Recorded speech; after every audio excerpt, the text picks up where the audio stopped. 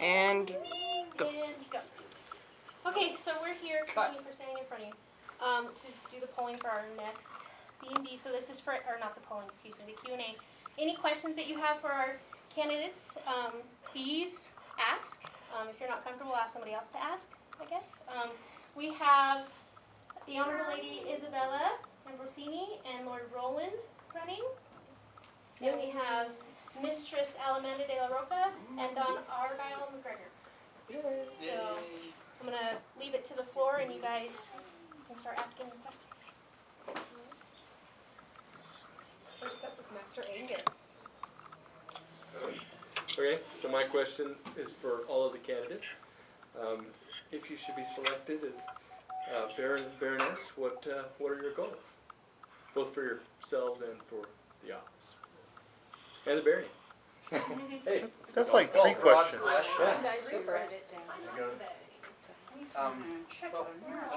They can look over their notes there, but I'll address this at least initially. In many ways, I really feel that many of the previous reigns have always set some sort of standard. You guys set an incredible standard of participation. Obviously, Duncan and Mary set precedents, so for the barony as a whole, we would very much like to continue it. But I think one of the things that I think Her Ladyship and I have talked about that we really felt was important was something that Their Excellencies Esteban and Emily have set in motion. And we want to continue that motion, which is being more out in the community and trying to recruit more people. Not hard sell recruit, that's not the idea, but to get people interested in us by putting ourselves out there. So I think that's certainly one of our most important goals as I see it. Would you do you have anything to add? I think most everybody already knows. One of my goals would be for our reign, or our tenure, so to speak, would be pretty much to make Fontaine the most incredible ANS barony in the entire kingdom. Just because Laurel approves. You can't help but love ANS. It's always about members. It's always about bringing people to the barony, to the hobby that we love so much. So I mirror what Roland says, that more members, having fun. Those are a lot of goals that should continue no matter what. I'll pass it on. Okay, so one of the goals that Argyle and I had is to increase participation, as Brother Roland has said. Not only with new members, which are very important because they breathe new life and they give us a little bit more of kind of bring us back to when we first came here and had our first excitement about, oh, this new event.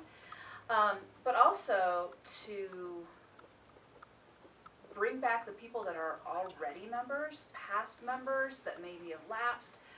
It's kind of interesting because numbers are up, but participation is not. And so I think we have to have a two-pronged approach to that, where we increase participation not only with new people, but also bring those people back that already have shown an interest in Fontaine and in the SCA. And there are several ways we're going to do it. ANS, Argyle said he was interested in increasing fighting, so I'll let you go ahead and talk about that. I think also part of our goals would be to strengthen our core that we already have. I think that the Outlands, and even further out than that, looks at Fontaine and they see this wonderful face. And when you look at some of the other baronies, you don't necessarily see that face. You see what's failing behind that face. And I think here at Fontaine, that face is out for everybody to see, but there's places in the background that are failing that people don't see. So I think we need to strengthen that, and that'll bring out the face better. Also by bringing individuals forth, you know, to the crown and out to the populace, other than just everybody staying here kind of. I think that would be a major goal would to be to get their recognition out to the Outlands as a whole. Did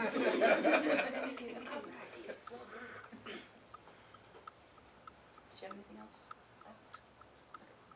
Did you want us to elaborate on any part of that, or? Oh, no, that was pretty good. Start. Baron Esteban. The digital version. His Excellency would like to ask a question, so we're going to see if you can hear him. I'd like to know, you know, everybody's talking about, you know, getting the new members and bringing them in. And this goes, you know, it's for both the couples. What are your plans to, once you get those new people in, sustaining them and keeping them, you know, because we as our reign, we brought more people in, but we can't seem to keep them. What is your plan to keep the new people? Do you mind if I? Cocaine. As long, the exchequer says, as long as the baron does not pay for it, Said item. do you mind if I? So I think that there needs to be several approaches, because what works for one person gets them to stay may not work for another person. I think initial contact is very important, so make sure that they are, that if we get contact information with them, that we have someone who's responsible, perhaps the chatelaine, perhaps someone else, who's responsible for calling them and saying, hey, this is when we have our meetings, these are really cool things, I'm going to be there, why don't you come talk to me? Kind of going along with that, we might have a mentoring system where we have several people, maybe someone in arts and sciences if they're if they have interest there, maybe lights or heavies. Someone who's designated to be a mentor, someone that these folks will know, that they can come up to. Because if you're sitting there like this and I don't know anyone, it's really intimidating. And I've been in the SCA for a very long time. When I first started here, it was still intimidating when I knew like one person. I knew Anna Catherine, and luckily she was not upset with me just glomming onto her and following her around everywhere. So I think if we have a mentor like that, that one person that they know, that notices that they're not at a meeting and calls and say, hey, what happened? Is there anything I can do? You know, we missed you, that type of thing. That way, there'll be someone responsible for going ahead and talking to the new people. And then just everyone, just being our regular old friendly selves, sometimes we get all caught up in what we're doing and we forget to talk to new folks. So. And if you're okay, Sure. I'll dig in. Really, I think the mentoring sort of thing is exactly the sort of thing that we want. I've done this before personally. I've been an interpreter. That's what I call it. Is somebody who come to the meeting, they've never been to a meeting before, they've been to one before, and you know, we're batting about all these very foreign terms and not with no context or very little context. So a new person coming in has a tough time completely comprehending what's going on. So acting as an interpreter or a mentor at meetings, at fighter practices, and if that means that, you know, you got to take away a little bit of your time at fighter practice to help this new person if you're their mentor, I think is a great way to hopefully encourage people to keep coming back and to understand what we're doing. So, yeah, I think the mentoring thing is great. Going from the SCA to AA? Everybody needs a sponsor. Yeah. Yeah.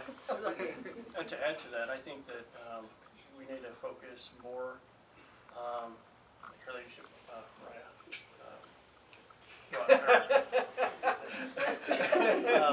She, you know, pushed the training with Don Tristan, and I think that having more classes like that with somebody that is experienced in different areas, where we can bring out people that maybe aren't as experienced, or even if they are experienced, we can bring those people in and they can help push the drive further and help bring out that part of the people too. Thank you. If I may add, both ideas are extremely important, I think, for small baronies that need to grow and need to keep those members. You also see an example in Alberon puts it out there a lot. They have a newcomers email, they have newcomer groups, and I think that if it were us, I would probably solicit the populace and say, what do you think about taking that idea of making it for newcomers and putting a twist on it and saying, how can we keep these people? Soliciting the populace and saying, what are your suggestions? What do you think will work best? Because not only having the newcomers come back in is important, but like you guys were mentioning earlier, it's not just the newcomers, it's the people that aren't playing right now. How do we keep them coming back? How do we make this fun and interesting for them? So it's different things of looking at, putting it back out there, either articles, but remember we were talking at that populace meeting about putting little cards out and saying, we miss you. Come back and hang out with us. Finding ways to put this back out there into their arena so they know, hey, we think you're kind of cool, and we want you to come back and hang out with us and come do stuff, or the mentoring, taking it to another level in ANS or fighting or whatever works, Definitely suggesting things or asking the populace their ideas too. So you are all for volunteering to mentor newcomers? Absolutely. Awesome. Yeah. Just wanted to make that clear and put it on camera. Volunteering for signing Anything else, Your away. Excellency? No, that answered my questions. Thank you. You're welcome. Jorgensen. All right, first one's kind of a personal question from my perspective. What are each of your thoughts on adding an additional warder for thrown weapons? Love it. Love it. Interesting. Well, Yeah, go ahead. if you're okay, I'll forge ahead.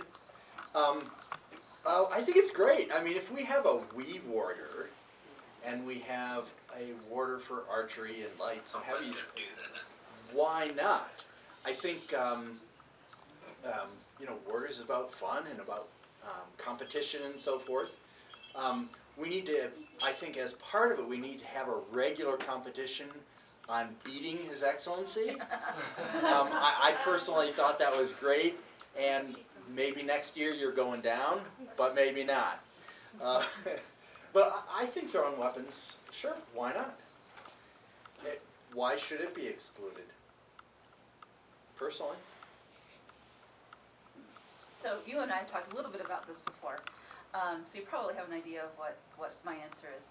But I definitely see a place for thrown weapons. I don't know if we should do a separate warder yet, simply because it's not so popular in the kingdom.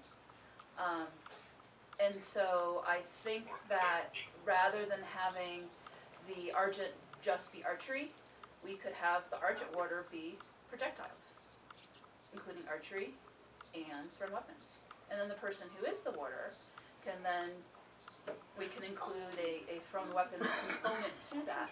So they have to show that they are an overall proficient person in all of the projectile weapons. That's my thoughts. To further my thoughts on that particular topic, I do the rapier fighting, and I can never be king for it. I enjoy the thrown weapons, I can't be a warder for it. So if you're looking to increase the participation of rapier, there's a thought there. Obviously that will never happen in this kingdom. But if you're looking to increase participation in thrown weapons, then hold that carrot out. A second question is more along the lines of resumes for the four of you. And that is your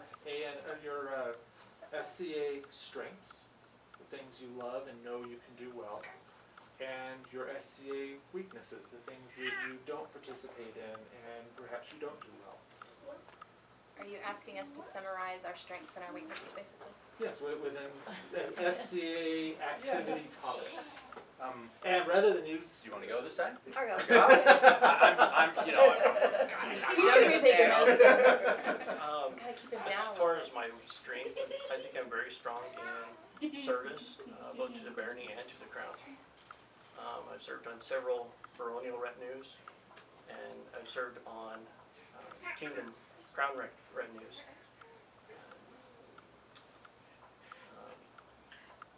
I have several awards within the barony for service, and then also in the kingdom I have the Companion of Courage for defense of Her Majesty. As far as other skills, I'm good at light fighting, heavy fighting, dabbled in archery a little bit. Probably a weakness is the arts, but I have dabbled in it a little bit. I did make this doublet, so Laurel approved. Ah. I can run a needle. So I think I also have a lot of knowledge of people, of the kingdom and outside of the kingdom, and they know me. So I think that's a strength also. As for my strengths, the things I like doing, obviously arts and sciences. What? I enjoy archery. I don't know how good I am at it, but I enjoy it a lot, and that's half the battle. I don't do any martial activities apart from the archery yet. I am, and it's going to be on YouTube, so it's official. I'm going to, as soon as things settle down a little bit, I'm going to start to put a armor kit together and maybe do combat archery, maybe fight some heavies. I don't know. We'll see.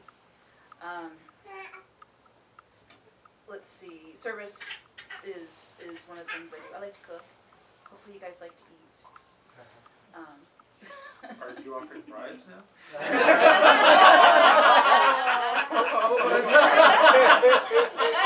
It's more on the order of guinea pigs. Totally been one, and it's really cool. The Baron and Baroness aren't allowed to cook, so we'd have to like make sure you don't get the position. No. So we can always do things behind the scenes. Exactly. There's minions. You know, and I like hanging out and socializing with people a lot too. And I think that's a very important part of why we all like the SCA is that if there wasn't some social gratification, we wouldn't stay. You're next. Strengths and weaknesses. It's really interesting that you're asking that question. I'll go with weakness first. For me, my weakness, I think the easiest or the biggest weakness is I have a little bit of a helium hand. It likes to go up a lot. So I like to overextend myself with projects, whether it's sewing or doing a lot of things extra, and I work really hard on delegating more. It's one of those things that you always should challenge yourself with, and I think work hard on it. Strengths. I've done a lot of retinue. I've done a lot of work, baronial-wise, kingdom-wise, so just like Don Argyle, I know a lot of people in this kingdom. And knowing people, it gives you a lot of experience with being able to talk and just chit-chat and learn things about how different things are run, how you can get advice on certain things and whatnot. But one of my biggest strengths, I would say, is I'm not afraid to go up to a complete stranger and talk to them and say, hey, how are you? Are you enjoying what you're seeing? You have any questions about what you see? I'm more than happy to answer them. Being able to put yourself in a place where you're not very familiar with a lot of people, I think, is definitely a strength. And also, I love archery. I got a little bit of a taste of combat archery thanks to Brother Roland one time when we did, was it a practice at Tibbetts? Not Tibbetts, it was over at Heights. No, it was at Tibbetts. Yeah. Okay, thank you. Yeah, it's for sure. Was experimenting and getting some ladies out and so, and you know, come on, show. This is not that hard to do combat archery, and got to shoot at Sir Michael. That was fun. So I think my strengths are, you know, know, I love the arts and sciences, and I love being able to talk to people and introduce them to this hobby. And I haven't not as many awards as you, but I have some awards underneath my belt. So there's just some experience of hanging out in the hobby and having fun. Certainly, as far as strengths and weaknesses are concerned, you know, strengths are, I like trying all sorts of stuff, and I've tried all sorts of stuff. Obviously, I've done heavies, though not as much recently, but, you know, I've done lots and lots of stuff. Have I really done much in the way of cooking? No, I cook at home, but, You know, we can remedy that. I'm sure you can. I'm not sure it's a good thing, but, but, you know, certainly have tried lots of stuff in the SCA and have done that. Awards, whatever. No offense, guys. No, None taken, I hope. But really, I'm interested in skills. That's what's somebody growing in their skill level or love of a particular topic is paramount to me. Whether we're always recognized for it or not, is 6 half dozen as far as I'm concerned. That said, I would say my weakness, however, is that I'm not well known. People in the barony, you know, certainly know me, but beyond here, a few people here or there. So I would say certainly as far as a weakness is concerned, I'm not well known in the kingdom as a whole, and that might or might not change. So there you have it. Did that answer your question? Very well. Okay, Veronique. My question goes to all 4 of you as well, and I think it's something that all of us need to know is, have you taken the time to set a plan in motion so that your private lives can still be functional as well as your SCA ones? Just look over here, I'll jump up and answer the question. You've got a personal, who gets personal? What's that? Personal You question. could have a personal. Yeah, you have a personal life? Well, you all have children, you know, and that's very important. Yeah, we've certainly, Ladyship and I have talked about this quite a bit, particularly since today we found out that we are going to have a girl. So, healthy, that's right, healthy, happy, little girl. So, we're certainly excited about that, but, you know, how do we handle kids and so forth? You know, this isn't our first time around the block as far as kids are concerned. But your dimensions are changing with a baby and being pregnant during possible. Certainly, That's why absolutely. I was asking this. Absolutely, and I think that's, you know, something that we've been discussing constantly, and I think we certainly feel that this is doable. You know, yes, being Baron and Baroness is a very important role within our game, one that isn't to be taken lightly, but by that same token, if we're not having fun, we need not be doing it. And if there's not room for a baby in all of this, then yeah, there needs to be. I think we have some proof right here that you can still play the game and have kids. And I think, who's it, Master Doman, and who's Baron of, is it Winterhofen? Do I have that right? Kergalen? Carrota, thank you. It's Doman and So, we've been thinking about it quite a bit and wondering how on earth do you do the nobility of sitting as Baron and Baroness and take a breather and have a baby and take care of, 4 kids. 4 kids in 2015, of course, but I think that this barony is very forgiving, and they're very understanding of reality. Just as we've seen with this current reign, they have a lot going on with their real lives. His Excellency has a job that's very demanding, as has Her Excellency. I don't think anybody in this barony would not be forgiving if you go, guys, we love you. We're just going to take a little bit of a breather on Sunday. You guys go have fun. And then bring it back to another day where we're out there with the babies, with the kids, if they so choose. They're of an age now where they get to have a say. We're not going to go, we're dragging you along, you don't have a choice.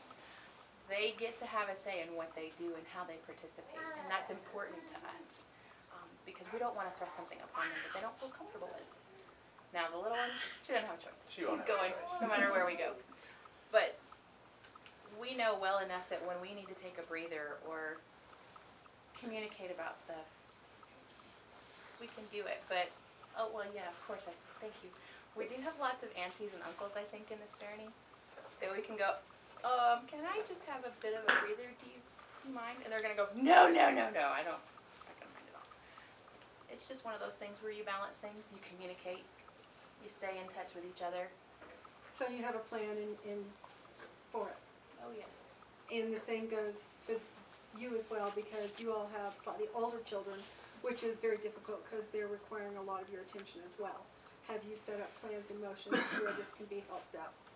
Yeah, not specific set down plans, but we've had several conversations with our significant others and our kids, and like you said, our kids are older now, and they're more able to participate and go along to events with us or stay home if they choose.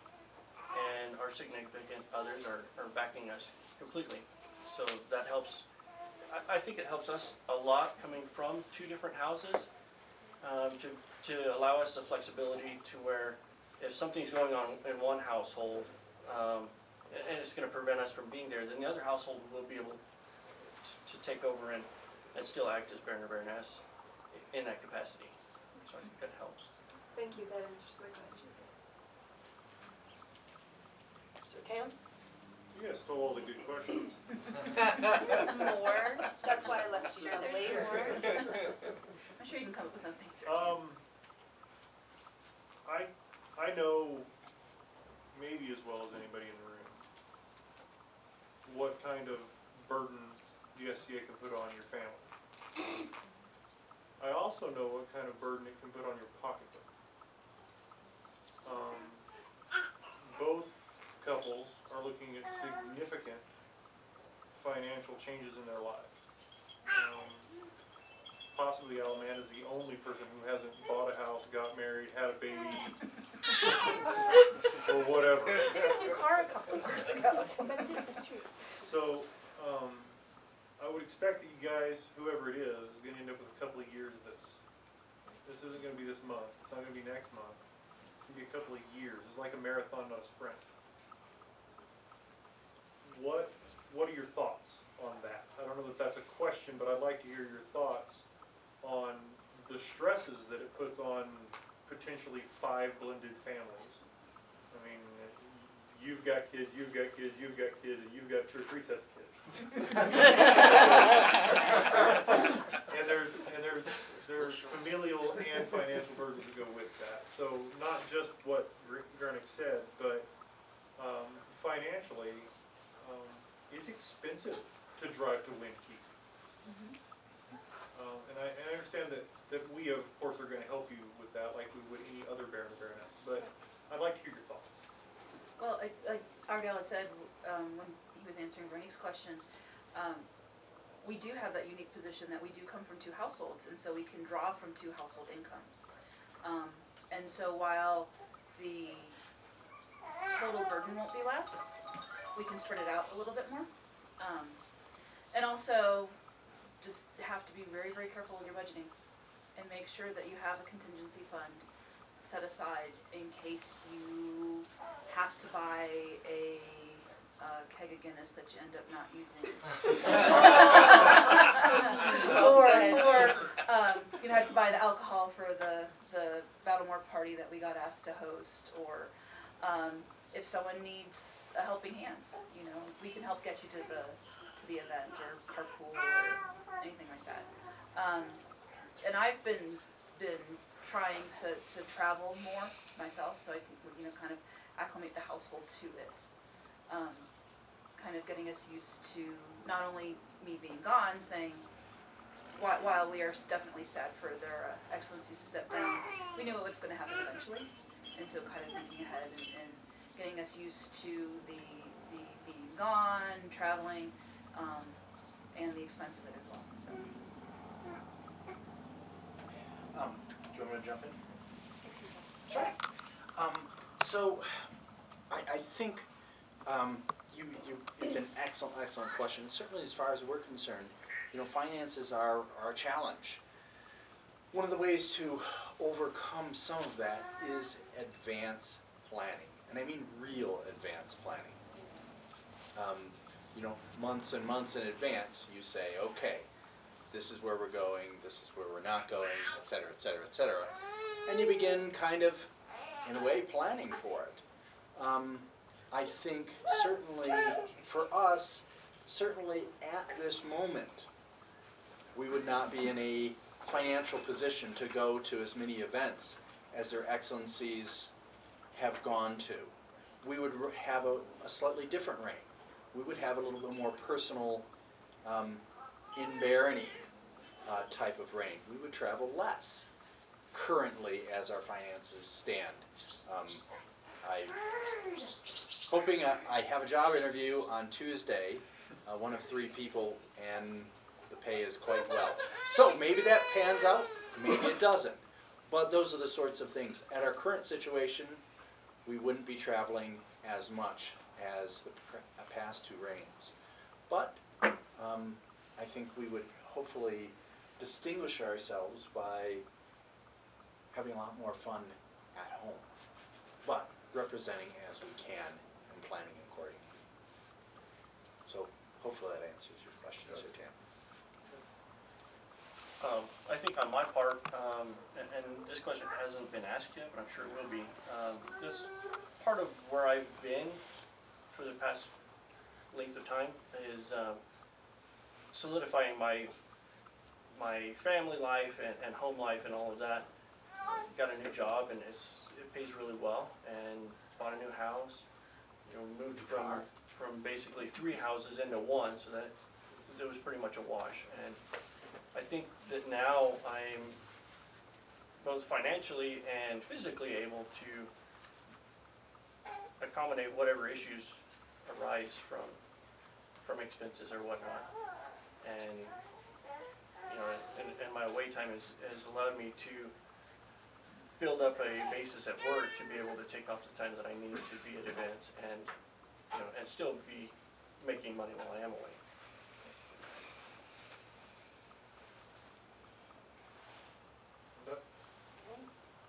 Wilhelm.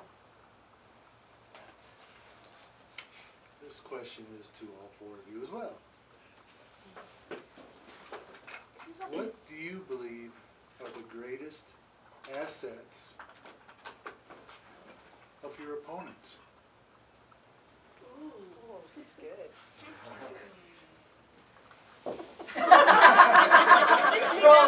That's so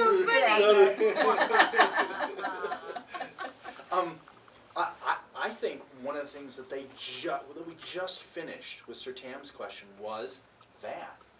Certainly financially, they're going to be able to rock and roll. And if they if they are chosen for this position, I think you're going to see lots of great representation throughout the kingdom with Alamanda and Dex. I think that is really, among other things, that is a really strong point. I think they're also, sorry, Dex. It's okay, Dave.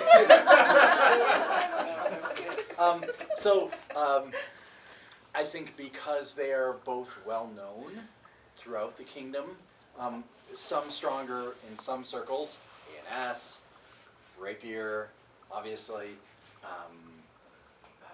You know, you have some great representation there. And as they travel, I think you're going to see,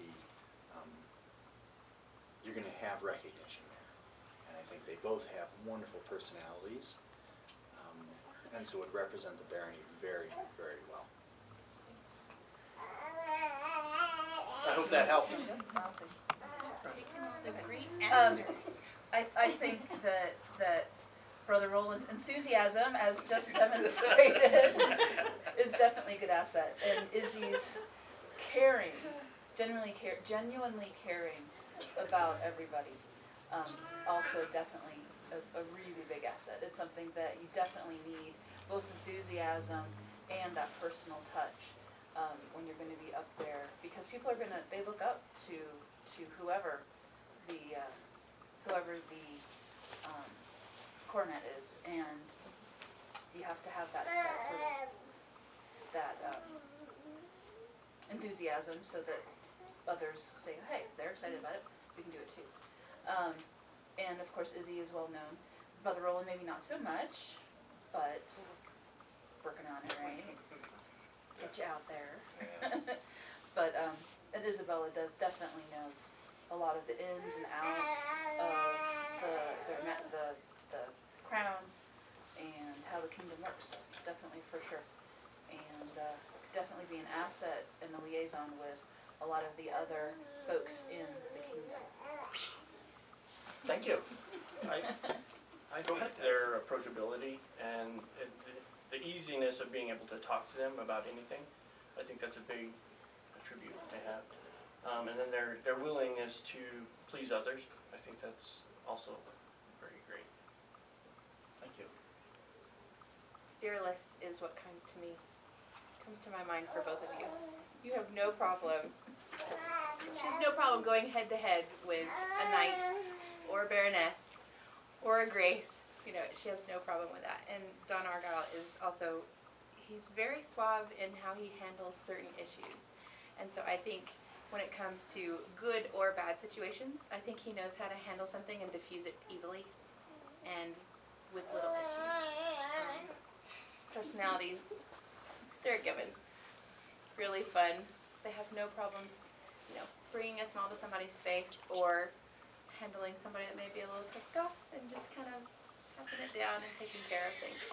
But they both have excellent experience when it comes to their arenas. And the diversity that they bring from being from different households, I think is a good thing. They have that time, and just like they were saying, they can switch off. They have that ability by being from different households that if somebody's sick and it comes down to it, I really can't go this weekend. No problem, I got it.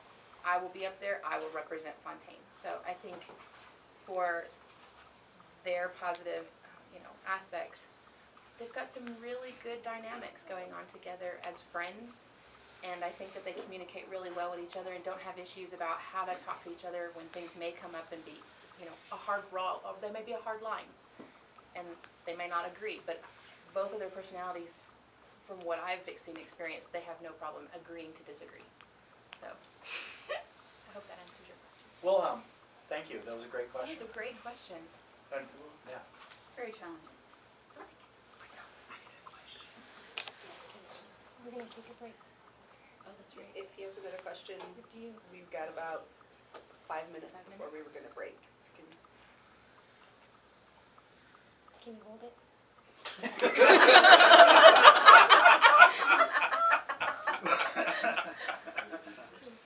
All right, so Okay, I'll call you back. we are going to take about a 15-minute break. We'll reassemble and start up again at 8 o'clock.